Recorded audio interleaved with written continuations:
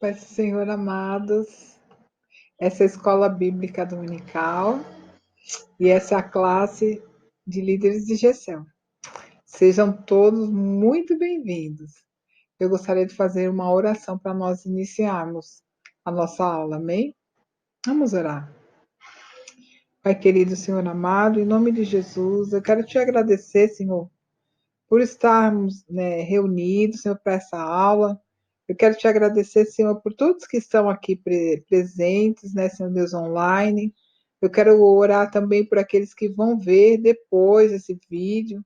Senhor, que a tua graça realmente nos alcance, Senhor, nesse estudo, e que seja maior ainda o nosso conhecimento do Senhor através dessa aula.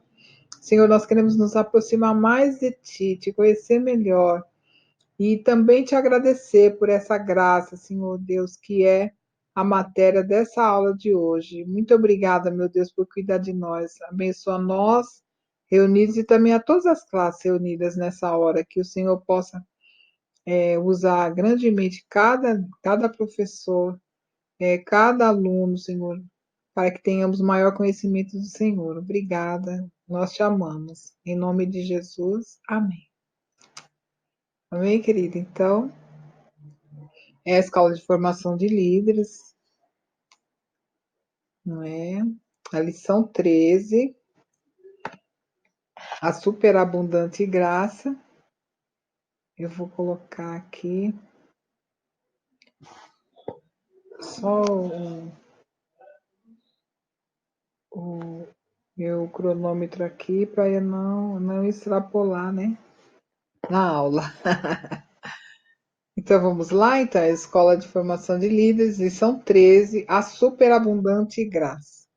E qual é o significado, né, da expressão graça? Qual é o significado da expressão graça? Na verdade, graça, né, a palavra graça já faz parte até do nosso evangeliquez, né? Evangeliquez é a maneira com o que os crentes falam, né? A maneira de falar dos crentes, né? A gente chama de evangeliquez. Então a gente fala, né? Ah, é só a graça de Deus. Ah, a graça só te basta. E assim a gente vai falando, né? Usando expressões envolvendo a graça. E hoje nós vamos entender qual é o significado, né, da expressão graça de Deus, tá bom? Vamos lá? Vamos ver aqui se ela move. Aqui, liçãozinha. O primeiro é sempre assim mesmo, né? Mais complicadinho. Mas depois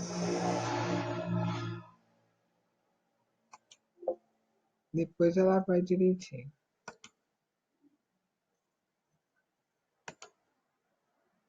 Vamos lá. Graça é o favor imerecido que Deus concede ao homem. Mas não é só isso. É mais. Graça é um atributo de Deus.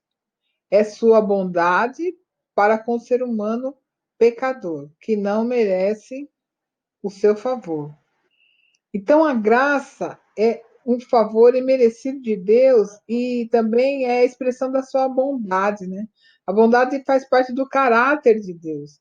E é imerecido porque nós, como pecadores, não merecemos essa bondade de Deus. Porque, na verdade, nós infringimos a lei de Deus, né? Nós fomos contra ele.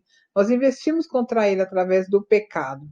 Mas ele, na sua misericórdia, na sua bondade, porque com ele não pode ser diferente, né? Ele é bom, ele nos deu da sua graça.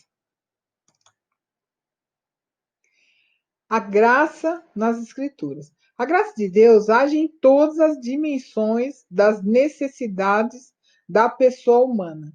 Então, nós vivemos por causa da graça. A gente vai aprender isso.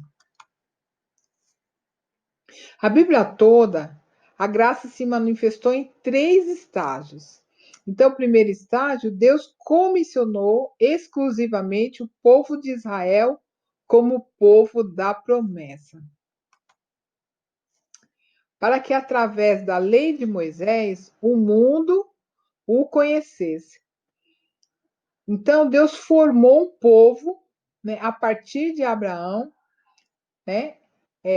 Veio a lei de Moisés, que Deus estabeleceu para esse povo, e através da lei de Moisés, né, Deus tornou-se conhecido ao mundo. Segundo estágio, Deus apresentou a sua graça através de Jesus Cristo. Ele veio ao mundo para anunciar a salvação. Ele veio ao mundo para pagar pelos pecados do homem, mediante a sua morte na cruz. Então, esse foi o segundo estágio da graça, né? Que Cristo veio ao mundo para morrer por nós, né? E o terceiro estágio, a graça de Deus proporciona salvação a todos que, pela fé, confiam em Jesus Cristo como Salvador e Senhor de suas vidas. Então, aqui é a graça salvadora. É aquela graça que, pela fé, né? Pela fé, eu creio em Cristo, que Ele é meu Senhor, é meu Salvador. Eu creio que naquela cruz do Calvário Ele morreu por mim, né? E eu o aceito como Salvador e Senhor da minha vida. Foi o próprio Deus que, em sua bondade e graça, tomou a iniciativa de providenciar a salvação para o homem após a queda de Adão no pecado. Nós sabemos que Deus, né, tinha dito para Adão: olha, daquele fruto do meio do jardim você não vai comer.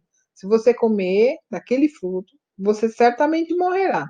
Pois que Adão foi e Eva foi, né? Tomou do fruto e comeu, e deu também para seu esposo, e ele também comeu.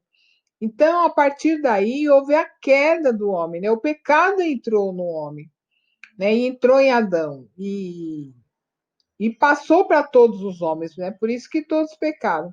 E com essa queda do homem, Deus já havia falado para o homem: se comer desse fruto, morrerás.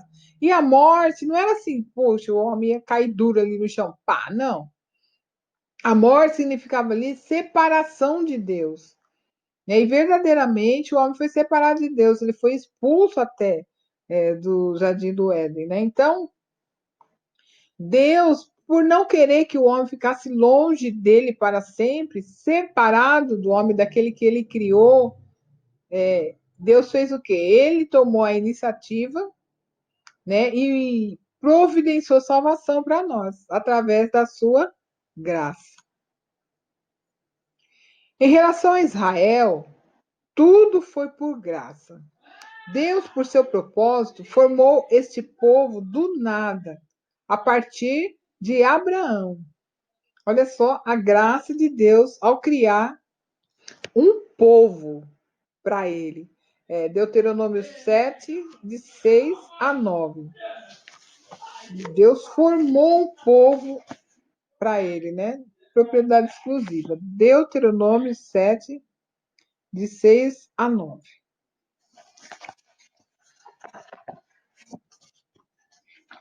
Deuteronômio 7. Deixa eu ver aqui. De 6 a 9. Diz assim a palavra do Senhor: pois vocês são um povo santo para o Senhor, o seu Deus. O Senhor, o seu Deus, os escolheu dentre os povos da face da terra para ser o seu povo, o seu tesouro pessoal. Olha que coisa maravilhosa, né? O Senhor se afeiçoou a vocês. Desculpa. O Senhor não se afeiçoou a vocês, nem os escolheu por serem mais numerosos do que os outros povos, pois vocês eram o menor de todos os povos. Mas foi porque o Senhor os amou e por causa do juramento que fez aos seus antepassados. Por isso, ele os tirou com mão poderosa e os redimiu da terra da escravidão, do poder do Faraó, rei do Egito. Saibam, portanto, que o Senhor, o seu Deus, ele é o Deus fiel, que mantém a aliança e a bondade por 1000 gerações daqueles que o amam e obedecem aos seus mandamentos. Então, olha, Deus formou um povo para si, né? E é nesse versículo que nós lemos.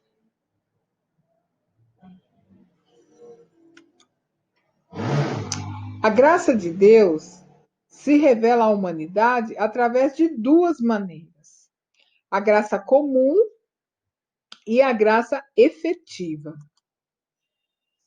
A graça comum se refere ao imerecido favor, amor e cuidado providencial de Deus, estendidos a toda a raça humana.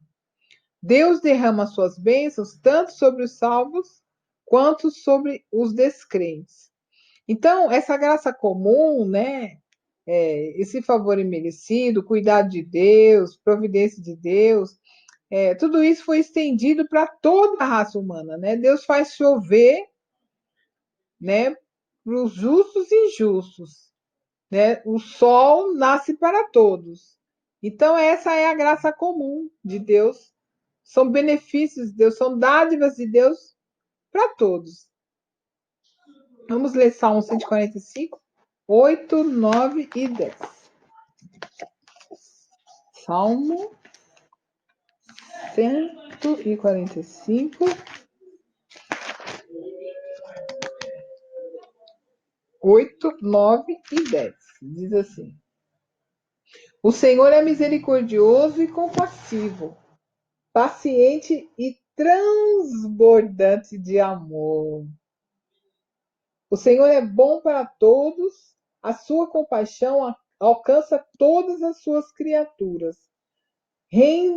Renda-te graças, todas as suas criaturas, Senhor, e os teus fiéis te bendigam. Olha como Deus é maravilhoso, né? E diz aqui no 9, né, que o Senhor é bom com todos, a compaixão alcança todas as criaturas, né? E o 8 diz que ele é misericordioso e compassivo, paciente e transbordante em amor para com todos nós, né? É uma graça mesmo, né? E é imerecida, porque Deus é muito desobedecido, na verdade, né? Muitos dos homens, muitos de nós, né? Não levamos Deus a sério, não levávamos até a gente conhecer realmente essa graça maravilhosa, né? Mas mesmo assim, ele foi longando conosco, paciente, até a gente vir a se converter e andar nos caminhos dele, né? Esse Deus é maravilhoso, é gracioso, verdadeiramente, né? Outro aspecto da graça comum é que Deus refreia a sua ira contra a humanidade pecadora, concedendo a uma nação ou a uma pessoa tempo necessário para que se arrependa.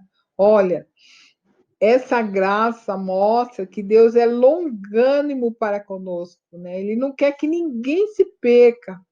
Por isso que ele refreia sua ira contra a humanidade, esperando que a própria humanidade se arrependa, né? Que eu e você nos arrependamos e tenhamos paz com Deus, né? Porque nós precisamos, todos nós, nos reconciliar com Deus. Uma vez que o pecado saiu de Adão e passou para todos os homens, todos pecaram. Se todos pecarem e Deus é santo, eu preciso me reconciliar com Deus. Eu preciso fazer as pazes com Deus. E como? Me livrando do meu pecado. E qual a única maneira de eu me livrar do meu pecado? Jesus, né? Crendo que naquela cruz do Calvário ele levou o meu pecado. É o justo pelo injusto, né? E crendo nisso, né, eu recebo de bom grado a graça de Deus para a minha vida.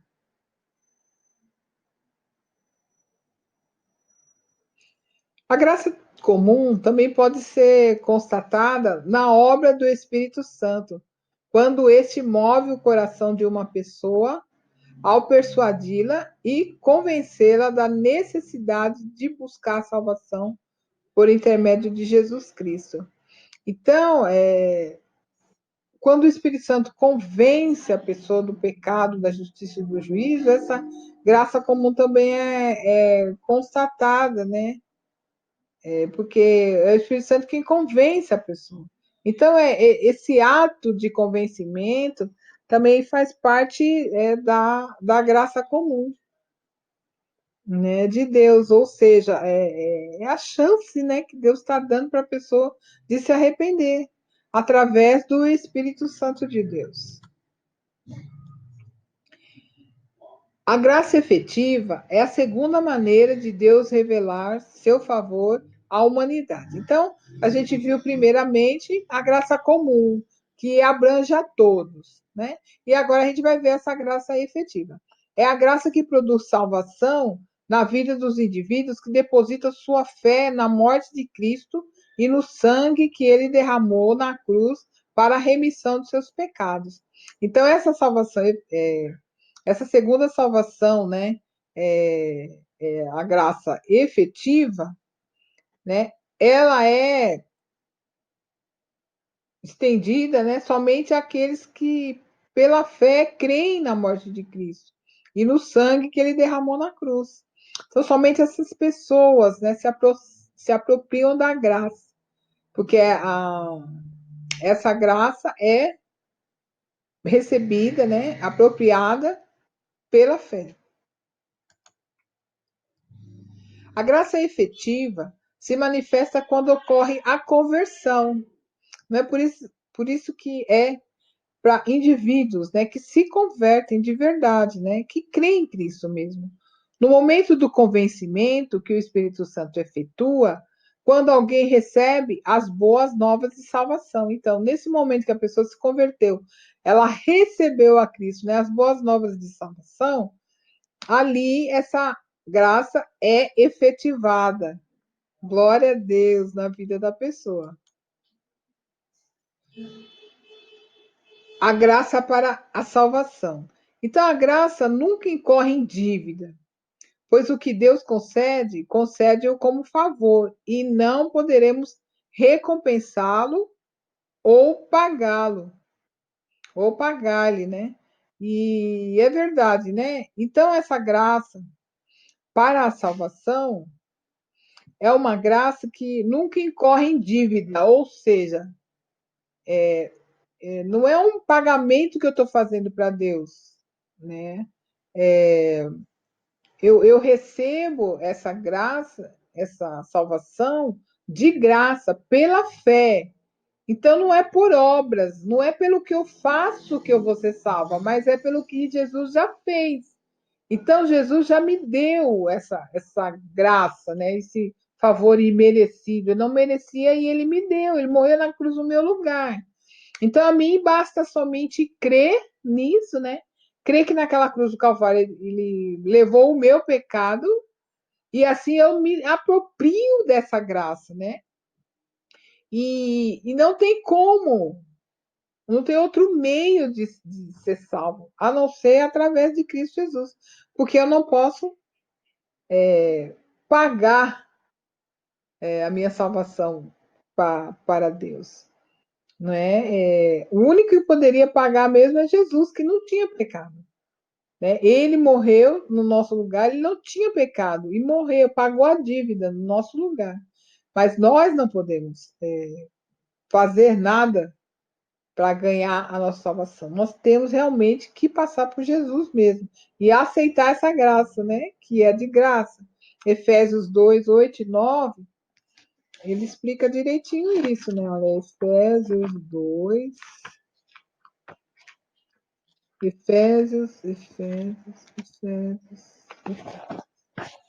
Efésios 2,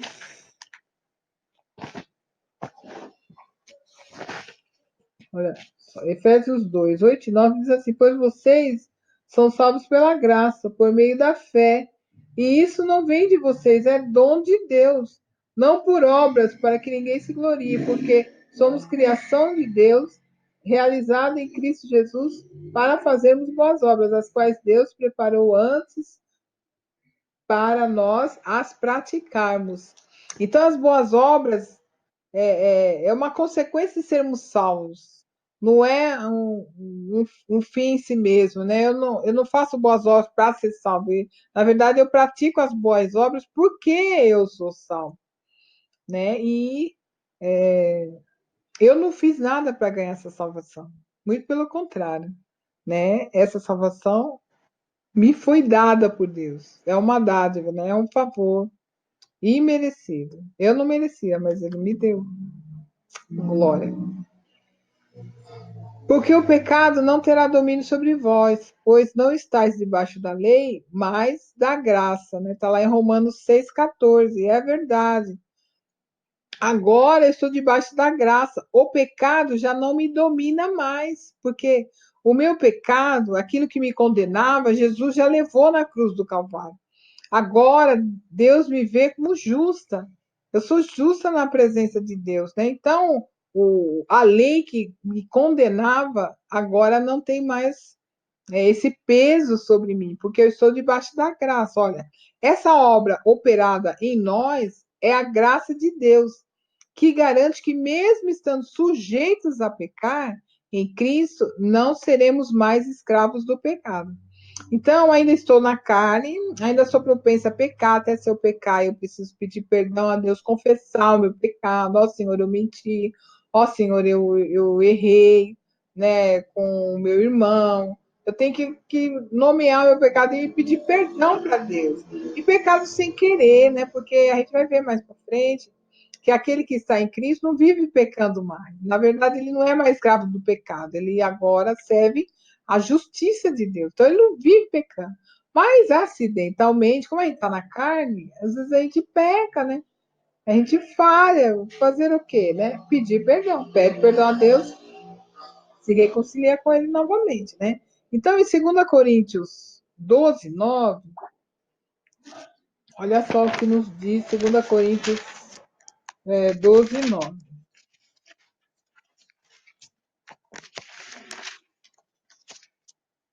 Diz assim, olha, 2 Coríntios 12:9. Mas ele me disse: minha graça é suficiente a você, pois o meu poder se aperfeiçoa na fraqueza. Olha que coisa linda. Em outra versão diz: a minha graça te basta. Então, através da graça de Deus, eu consigo não viver mais pecando. A graça de Deus me fortalece, né? E a graça de Deus me livrou do jugo da lei. Olha que coisa mais linda. E Romanos 6:23, né, que fala do salário do pecado, Romanos 6:23, diz que, Romanos 6:23, diz o seguinte, que o salário do pecado é a morte, mas o dom gratuito de Deus é a vida eterna em Cristo Jesus nosso Senhor. Então, olha, o salário do pecado é a morte. Realmente, o pecado, ele me levava, né, para a morte. Mas o dom gratuito de Deus, ou seja, essa graça, né, o dom gratuito de Deus é a vida eterna em Cristo Jesus, nosso Senhor. Né? Então, esse dom gratuito me leva para a vida eterna. Então, eu já tenho a vida eterna, porque eu já creio em Cristo, eu já me apropriei dessa graça de Deus, né? Dessa graça, desse favor imerecido, eu me apropriei. Então, agora eu tenho a vida eterna. Já não estou mais condenada à morte. Não é maravilhosa essa graça? A graça para a vida cristã. A vida pela graça nada tem a ver com o peso da lei. Antes, o peso da lei me condenava. Olha, você adulterou. Olha, você levantou falso testemunho. Olha, você não adorou a Deus. A lei me condenava, né? E me criticava. Agora, a, a graça de Deus, o que eu vivo agora pela graça, ela me dá vida.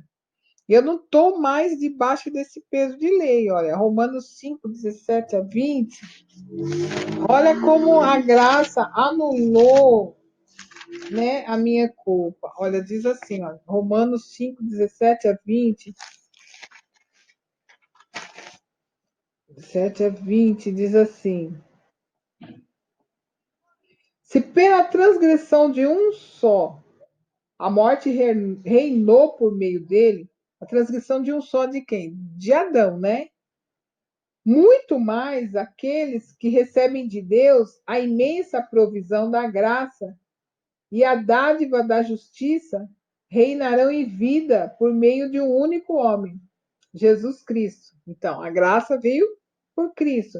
Consequentemente, assim como uma só transgressão resultou na condenação de todos os homens, olha, quando Adão pecou, a morte passou, né, para todos os homens, todos pecaram por isso. Assim também, um só ato de justiça resultou na justificação que traz a vida a todos os homens. Então, um ato de justiça. Qual ato? A morte de Cristo na cruz, a morte de um justo, né? Justificou a todos os homens. Logo, assim como por um meio de desobediência de um só homem, né? A desobediência de Adão, muitos foram feitos pecadores, eu, você, todos os homens, assim também por meio da obediência de um único homem, muitos serão feitos justos, nós todos, né?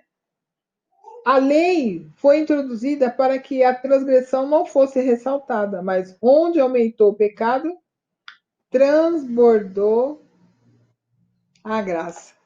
Então, pela graça, nós fomos salvos. Né? A graça para a vida cristã e não para a morte. Então, a vida pela graça tem a ver com o peso da lei. Desculpa. A vida pela graça nada tem a ver com o peso da lei. É verdade. Porque se estamos na graça, debaixo da graça, não estamos mais debaixo da lei. Glória a Deus. A superabundante graça.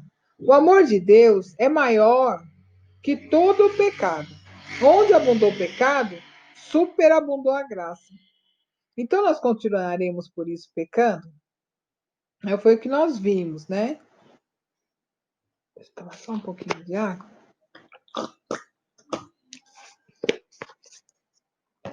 Foi o que nós vimos aqui, né? Que o amor de Deus é maior do que todo o pecado. Então, aonde havia pecado, superabundou a graça. E aí a gente pode pensar assim, bom, já que superabundou a graça, né?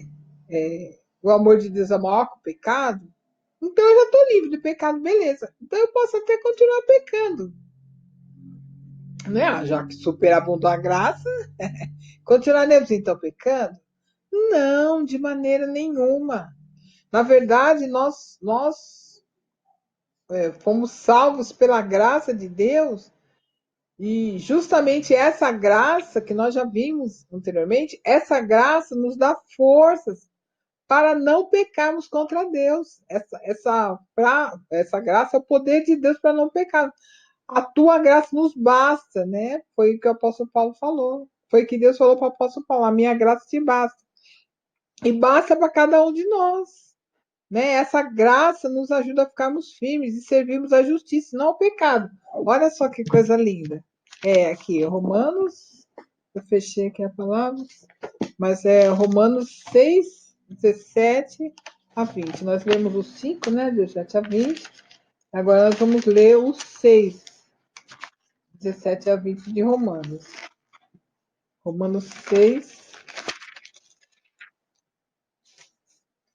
de 17 a 20, diz assim: Mas a graça de Deus, porque embora vocês tenham sido escravos do pecado, passaram a obedecer de coração à forma de ensino que lhes foi transmitida. Olha que coisa linda.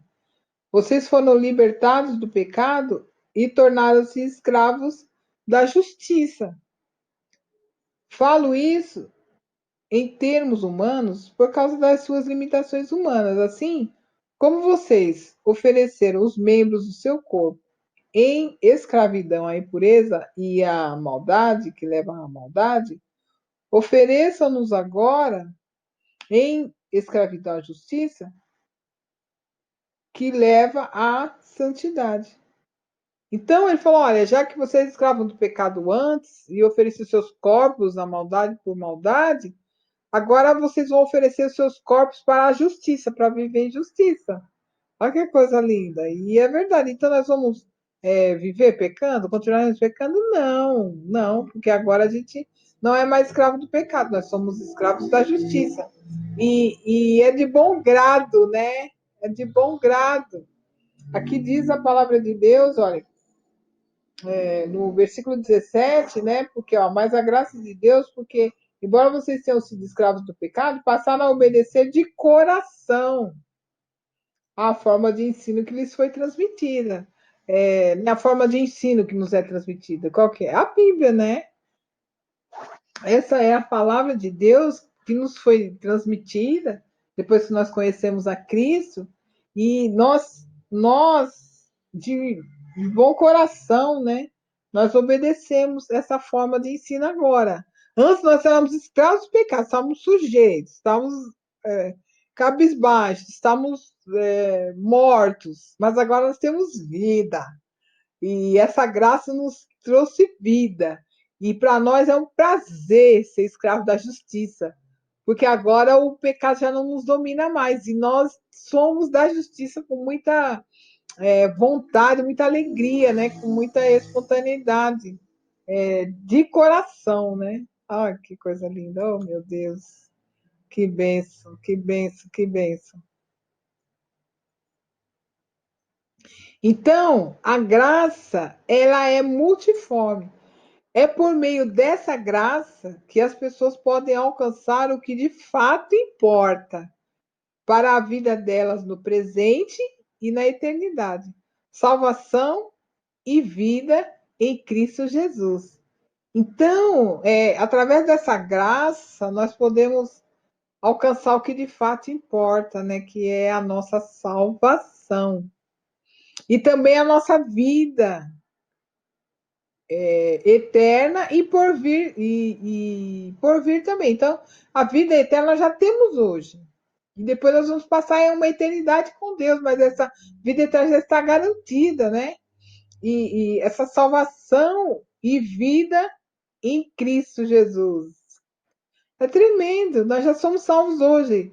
E nós já vivemos com Cristo. E nós vamos viver a eternidade com Ele, e porque nós já estamos salvos. Então a graça é multiforme, né? Nós podemos alcançar de fato essa vida com Cristo e também essa vida na eternidade. Isso é tremendo demais, né? Que nós possamos abraçar essa graça.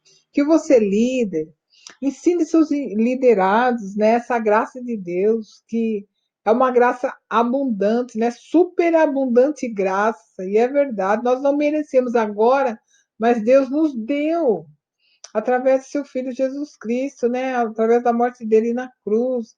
Então nós precisamos abraçar essa graça e vivê-la para sempre, porque essa graça nos libertou do pecado e da morte. Agora a gente vive em Cristo Jesus. Então, que você possa ensinar essa graça, líder de gestão. E você que nos assiste, aproveita essa graça, viva ela. E se você ainda não tem essa graça, peça ao Senhor. Diga ao Senhor, Senhor, eu creio que naquela cruz Jesus morreu por mim, na cruz do Calvário. Diga assim, olha, Senhor, eu creio que Jesus ressuscitou dos mortos. Ao terceiro dia subiu aos céus, está sentado à direita de Deus Pai. Então eu creio que naquela cruz ele morreu por mim. Eu creio, Pai. E olha, essa graça vai entrar com tudo no teu coração. O Espírito Santo vai te convencer do pecado, da justiça e do juízo. Vai trazer arrependimento. Você vai ter uma nova vida em Cristo Jesus. E as coisas antigas já passaram, o pecado já passou, isso que tudo se fez novo. E você vai ter uma nova vida em Cristo. Já vai desfrutar agora da vida eterna. E depois você vai estar com Cristo no porvir, né? Uma vida eterna também, uma vida para sempre com Deus, por conta dessa graça. É um favor de Deus para nós, é uma dádiva de Deus para nós. Nós merecemos? Não. Nós somos pecadores, mas Deus interviu em nosso favor e nos deu essa graça.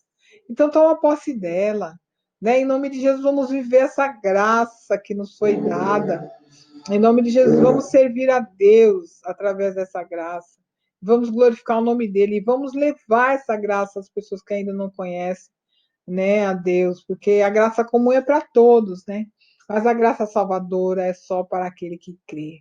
E se você crê, você já pode tomar posse dessa graça salvadora para a honra e glória do nome do Senhor, amém? Nós vamos orar então, agradecendo a Deus por essa graça.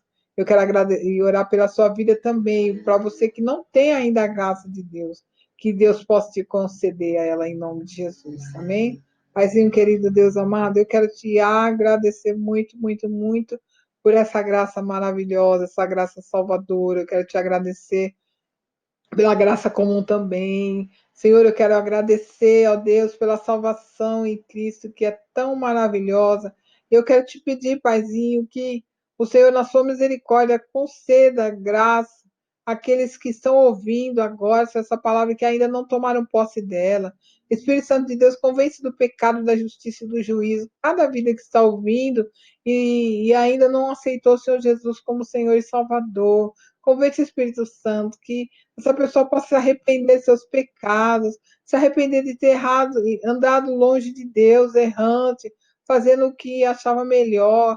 Ó Deus eterno, que haja mesmo arrependimento, porque a palavra diz que nós precisamos nos reconciliar com Deus, que o salário do pecado é a morte.